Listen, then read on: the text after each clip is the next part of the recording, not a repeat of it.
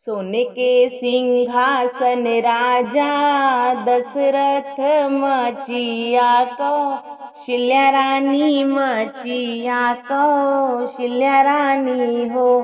राजा कइले त्या दूसरा भी यहवात हमारी बहिन संगे हमारी बहिन संगे हो।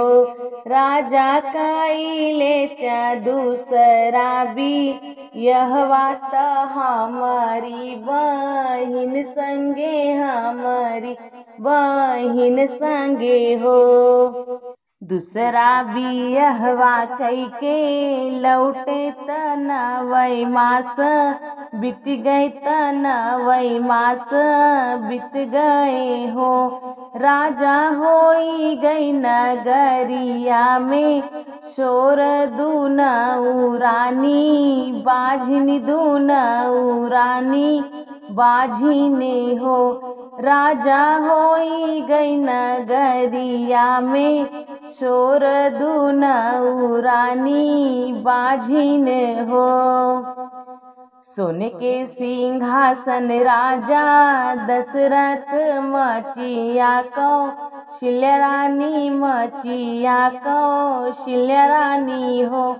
राजा कइले त्या तीसरा बियहवा जहाँ पे हमरा केहू ना जहाँ पे हमरा केहू नाही हो। राजा कइले त्या तीसरा बियहवा जहाँ पे हमरा केहू नाही हो। तीसरा बियहवा कइके लौटे नवई मास बीत गए नवई मास बीत गए हो। राजा होई गई नगरिया में शोर तीनहु रानी बाझिन तीनहु रानी बाझिन हो।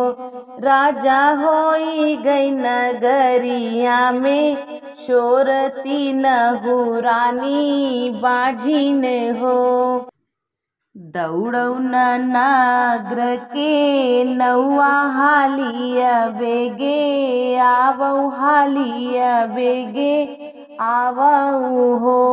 नौआ लई आव हंस मुरैया तीनऊ जने पीबै तीनऊ जने पीबै हो।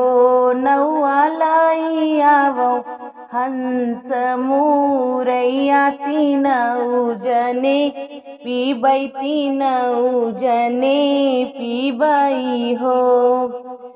मथुरा से लावऊ लोढ़वात गोकुला से सिलियात गोकुला से सिलियाई हो। नौआ रची रची पीसऊ मुरैया तीनऊ रानी पीबै तीनऊ रानी पीबै हो। नौआ रची रची पीसऊ मुरैया तीनऊ रानी पीबै हो। एक घूट पियली कौशल्या रानी एक सुमित्रा रानी एक सुमित्रा रानी हो।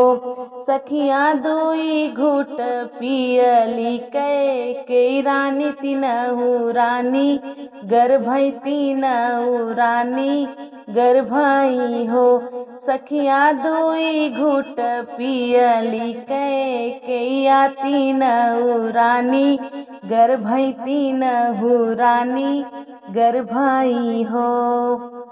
8 महीनवा के बीतत नवए के लागत नवए के लागत हो। सखिया जनमे है दीन दयाल तीनहु घरे सोहर तीनहु घरे सोहर हो।